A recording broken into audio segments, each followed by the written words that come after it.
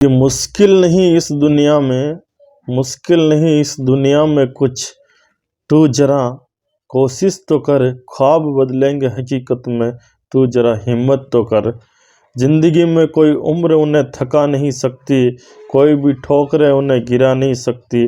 अगर हो जिंदगी में जीतने की जिद, तो कोई भी परिस्थितियां आपको हरा नहीं सकती।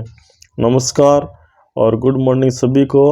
आज आपके सामने पेश है मेरी ज़िंदगी की एक छोटी सी कहानी कि मैं आज एनसीएल में केंद्रीय सरकारी हॉस्पिटल में एक नर्सिंग ऑफिसर कैसे बना, जो कि मैं कि झोला छाप से नर्सिंग ऑफिसर कैसे बना एक ही बार में। तो चलिए शुरू करते हैं एक छोटी सी कहानी का कहने का उद्देश्य सिर्फ इतना सा है कि लाइफ में अगर आपको कोई भी प्रॉब्लम आए, किसी भी प्रकार की समस्या आती रहे, जैसा कि मेरे साथ ज़िंदगी में बहुत सारी कठिनाइयाँ आई और वह सभी कठिनाइयों को मैंने दरकिनार करते हुए आज ये मुकाम हासिल किया है। तो इस कहानी का उद्देश्य यह है कि जो भी इस कहानी को सुने तो उनसे कोई भी छोटा मोटा थोड़ा सा भी मोटिवेशन मिल सके। तो आइए शुरू करते हैं। मेरा जन्म 7 अक्टूबर 1992 को राजस्थान के भीलवाड़ा जिले के छोटे से गांव में हुआ था, बरडोत। मेरा परिवार बचपन से ही करीब था। मेरे पिताजी थे बाहर जॉब करते थे, मजदूरी करते थे। हम 4 भाई बहन थे। बचपन में एक ऐसा समय आया कि मेरी मम्मी मजदूरी करके हमारा गुजारा करती थे। पिताजी बाहर मजदूरी करते थे अकेले, घर पे थोड़ा बहुत पैसा भेजते थे, उससे घर चलता था और कम पड़ जाता था तो मम्मी मजदूरी करती थी। हमारी ज़िंदगी में ऐसा तूफान आया एक 1997 में, जब मेरी छोटी बहन का जन्म हुआ। उसी समय मेरे पिताजी का पैर का एक्सीडेंट हो गया और उनका पैर टूट गया। इससे मेरे पिताजी पूरी तरह से घर पर बैठ गए। उनका 2-3 बार ऑपरेशन भी हुआ पैर का, लेकिन सक्सेस नहीं हुआ। ये सब परिस्थितियाँ हमने देखी थी। मेरी मम्मी ने हमें पढ़ाया लिखाया, पिताजी के दवाई राशन का सब काम करते थे। इन्हीं सब परिस्थितियों को देखते हुए बचपन से ही मैं पढ़ने में होशियार था और अपनी इस परिस्थितियों से लड़ते लड़ते मैं पढ़ता रहा रेगुलर। मैं क्लास 6 में मेरे 85% थे, क्लास 8 में मेरे 84% थे और क्लास 10th में मेरे 80% थे 2008 में। इसी बीच क्या होता है कि 2006 में जब मेरा एडमिशन हुआ ही था, उस समय बीमारी के कारण मेरे पिताजी का देहांत हो गया। तो इस बीच हमारे ऊपर जिम्मेदारियां, बहुत ही भारी जिम्मेदारियां आ गई। मम्मी को बहुत ही ज़्यादा समय तक मजदूरी करनी पड़ी और रात में वो घर का काम करती थी और दिन में मजदूरी करती थी। ऐसी परिस्थितियों को देखते हुए मेरे मन में कुछ अच्छा करने की ललक जगी। शुरू से ही मुझे यही था कि पिताजी की बीमारी को देखते हुए मेडिकल क्षेत्र में जाने का ही विचार शुरू से ही बचपन में ही एक बीज पनप गया था कि आगे चलकर हमें डॉक्टर बनना है या मेडिकल क्षेत्र में ही जाना है।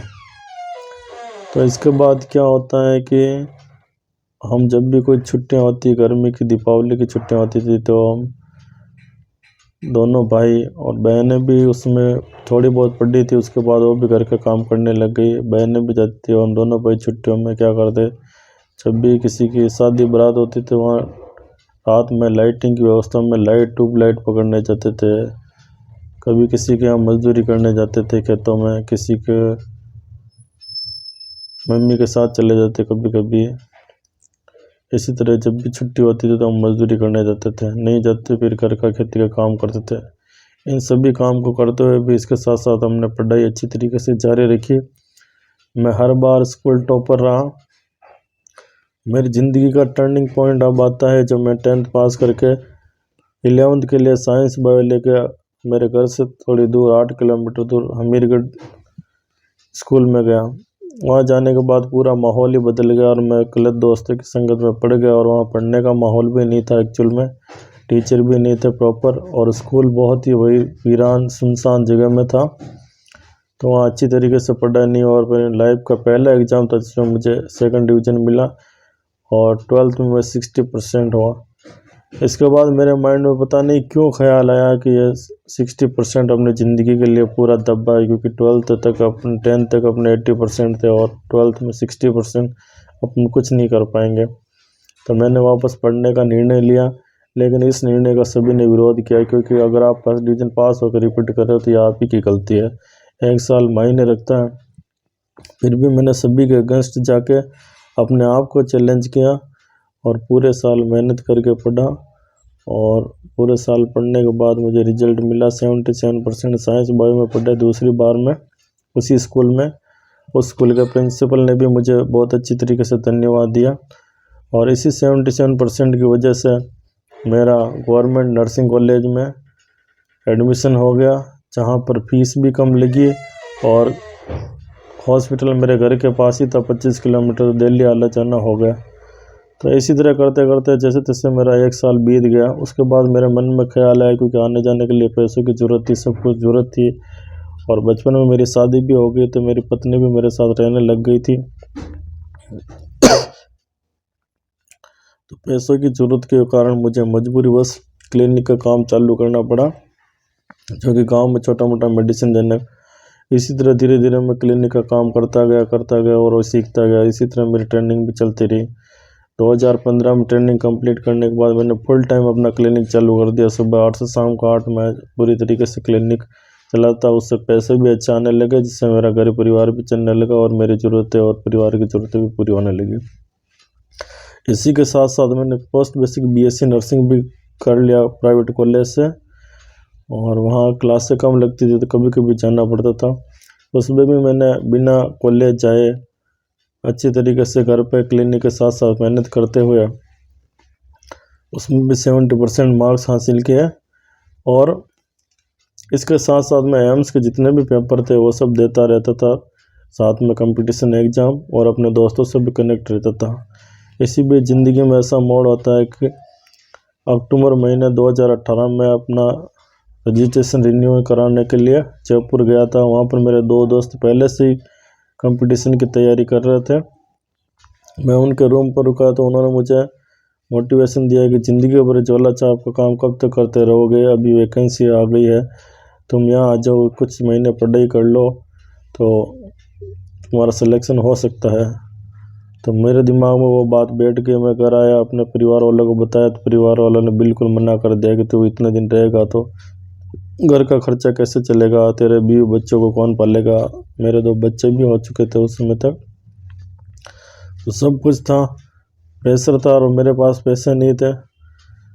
फिर भी मैंने अपने दिल दिमाग से पूछा तो ये आवाज़ आई कि एक बार ट्राई करते हैं, चलो। तो मैंने रातों रात अपने क्लिनिक का बहुत अच्छा सारा सामान था, सबको ट्रैक्टर ट्रॉली में भरा और घर पर पटक दिया और रातों रात वहाँ से निकल गया। जेब में मेरे 3000 रुपये थे। और फिर वहाँ जाने के बाद जैसे तैसे हमने पैसे की व्यवस्था की और जयपुर में सेल्फ स्टडी की 2 महीने मैंने दिन रात पढ़ाई की, बुक के साथ सोना, उन्हीं के साथ किताबों के साथ ही उठना। कड़ी मेहनत का नतीजा यह निकला कि मेरा पहला ही पेपर लगा 20 जनवरी 2019 को NCL all India central government का नर्सिंग ऑफिसर का पेपर। और पहले ही पेपर में मुझे वेटिंग लिस्ट मिल गई, 75 मार्क्स आए मेरे 100 में से। तो मुझे विश्वास हो गया था कि इसमें अपना सिलेक्शन हो सकता है। इसी बीच मेरे 2016 में एक पेपर हुआ था NHM 2016 राजस्थान का, उसका भी क्लियर रिजल्ट आ गया, तो उसमें भी मेरा सिलेक्शन हो गया। इसलिए मैं श्योर हो गया कि चलो 2 में से किसी एक में तो ज्वाइनिंग मिल ही जाएगी। ऐसा करके मैं वापस घर आ गया। घर आते ही 1 महीने पर ऐसे ही घर पर बैठा रहा, पढ़ाई की, इंतज़ार किया कि कहीं का ज्वाइनिंग लेटर आए, तो उससे कुछ नहीं पड़ा। फिर वही परेशानी, पैसों की परेशानी, घर खर्चे की परेशानी। तो फिर मुझे मजबूरी बस वापस क्लिनिक स्टार्ट करना पड़ा। मैं वापस पुनः उसी सिरे से क्लिनिक स्टार्ट किया और क्लिनिक स्टार्ट करते करते फिर दिसंबर 2019 में NHM राजस्थान का ज्वाइनिंग लेटर आया। मैंने वहाँ NHM राजस्थान में ज्वाइन किया, अपने घर के पास में 1.5 महीने तक वर्क किया। और फरवरी 2020 में जब मैं कुल मिला सब तरीके से निराश हो गए कि अब कहीं भी अपनी गवर्नमेंट जॉब नहीं लग सकते, पर देखो भगवान का करिश्मा और विश्वास सबसे बड़ी पूजा होती है। अचानक से मुझे एक दिन कॉल आता है कि आप NCL से बोल रहे हैं, सिंगरौली से, और आपको ज्वाइनिंग लेटर भेज दिया गया। मुझे एक विश्वास ही नहीं हुआ, मैं खुशी से पागल सा हो गया। उस समय मेरे पास एंड्रॉयड मोबाइल नहीं था, तो मैंने कंप्यूटर पर जाकर देखा तो हाँ सही में ज्वाइनिंग लेटर भेज रखा था। मैंने सोचा फ्रॉड भी हो सकता है, पर देखा कंप्यूटर में ज्वाइनिंग लेटर था। फिर मैं वहाँ आया, सब कुछ डॉक्यूमेंट्स क्लेरिफाई कराए और सिंगरौली के लिए निकल गया। यहाँ मेरा मेडिकल हुआ, सब हुआ, ज्वाइन कर लिया। यहाँ मैंने 10 दिन ज्वाइन किया, पर ये क्या होता है कि ज़िंदगी में तूफान का आना होता है तो आ ही जाते हैं। अपन सोचते हैं कि चलो अब सिचुएशन हैंडल हो गई, अब सब कुछ सही हो जाएगा, लेकिन कुदरत को कुछ और ही मंजूर होता है। हुआ ऐसा कि मैं 10 दिन ज्वाइन करने के बाद घर चला गया कुछ काम से। मैं इसलिए गया था कि मैं अपना क्लिनिक भी वहाँ से खाली कर सकूँ, किराए के रूम में चल रहा था, और वहाँ एक जॉब था उसको भी मैं रिजाइन दे सकूँ। तो जैसे ही मैं घर गया दूसरे तीसरे दिन कोरोना लॉकडाउन लग गया, तो मैं तो वहाँ जाकर बुरी तरीके से फंस गया। फंसा तो ऐसा फंसा कि 3-4 महीने वहीं फंसे ही रह गए। अब उस खाली टाइम में वहाँ दोस्तों के साथ इधर उधर घूमना फिरना होता था। इससे परिवार वालों को यह शंका हो गई कि ये वहाँ सिंगरौली नौकरी करने जाना नहीं चाहता क्योंकि दूर बहुत है, और मैं उनको समझा नहीं पा रहा था कि मैं कोरोना है तो कैसे जाऊँ। इसी मेरी पत्नी भी इतनी बीमार हो गई, मैं उसको छोड़ कर नहीं जा सकता। उसने बोला अगर मुझे छोड़ के जाओगे तो मैं मर जाऊँ। तो मेरे साथ 2 सिचुएशन हो गई, एम्बुलेंस की स्थिति हो गई कि मैं ये करूँ वो करूँ, समझ कुछ नहीं आ पा रहा था। कंडीशन ऐसी हो गई थी कि मैं रात में रोता था और लोगों के सामने नहीं रोता था, पर करूँ तो करूँ क्या करूँ, ना इधर का ना उधर का, ना जेब में पैसे, कोरोना लॉकडाउन। फिर मैंने अपने मन को मजबूत किया और अपनी बाइक की सर्विस करवा कर ठीक करा, निकल पड़ा कोरोना में भी सिंगरौली के लिए। जब मैं घर से निकला तो आपको बता दूं, बस लोअर टी शर्ट और नीचे स्लीपर, ना गाड़ी के कागजात कंप्लीट थे, ना मेरे पास ड्राइविंग लाइसेंस था, ना मेरे पास हेलमेट था। फिर भी भगवान ने कुछ नहीं बिगाड़ा और 1300 किलोमीटर में पूछते 3 दिन में पुल सिंगरौली पहुंच गया। और वहां जाते ही एक क्वार्टर में मुझे डाल दिया गया। 14 दिन और 14 रात क्वारंटीन रहा। अब आप समझ ही सकते हो, एक अकेला आदमी जो 1200 किलोमीटर बाइक चला के उसको 14 दिन और रात के लिए क्वारंटीन कर दिया जाए बिल्कुल अकेले, तो उसकी क्या हालत हो सकती है आप ही समझ सकते हो। लेकिन फिर भी मैंने हिम्मत नहीं हारी और वहाँ से निकलने के बाद मैंने वापस पुणे ज्वाइन किया। और आज मुझे 9 मार्च 2023 को पूरे 3 साल हो गए हैं और अभी सब कुछ अच्छा ही चल रहा है। तो मेरे कहने का मतलब यह होता है कि ज़िंदगी में परेशानियां आती जाती रहती है। मैंने शुरू से यही सीखा है।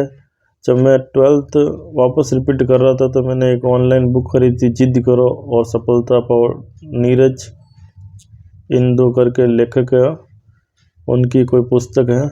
मैंने उस पुस्तक को कम से कम 100 बार पढ़ा। उस पुस्तक से मुझे बहुत ही मोटिवेशन मिला है। उसके बाद मेरी अंतरात्मा जाग गई थी। तो मैं ये समझता हूँ कि ज़िंदगी में मुश्किल कुछ भी नहीं है, मुसीबतें आती जाती रहती है। और कभी हमें यह नहीं सोचना चाहिए कि आज हम अब सेटल्ड हो गए, हर तरीके से परिपक्व हो गए तो आगे कोई मुसीबत नहीं आएगी। लेकिन प्रकृति, नेचर एक ऐसी चीज़ है जो उसी से उसी की लेती है परीक्षा जो कि मजबूत हो। इसीलिए ज़िंदगी उसी से खेलती है जो कि खेलने वाला खिलाड़ी अच्छा मजबूत खिलाड़ी हो। तो इसलिए हमें अपने किसी भी समस्याओं से घबराना नहीं चाहिए। हर समस्या का सॉल्यूशन होता है, वक्त है, कभी सुख तो कभी दुख आता जाता रहता है। और इसी तरह मेहनत करती रहनी चाहिए और अपने परिवार और समाज का नाम रोशन करते रहना चाहिए। तो आज की कहानी में बस इतना ही। आशा है आपको ये कहानी पसंद आएगी। आगे भी इस तरह की कुछ मोटिवेशनल बातें, कुछ ज़िंदगी से जुड़े हुए अनछुए पहलू आपके लिए लेकर आते रहेंगे। धन्यवाद। इसी के साथ अगर आप चैनल पर नए हैं तो चैनल को लाइक, शेयर और सब्सक्राइब जरूर करें। धन्यवाद।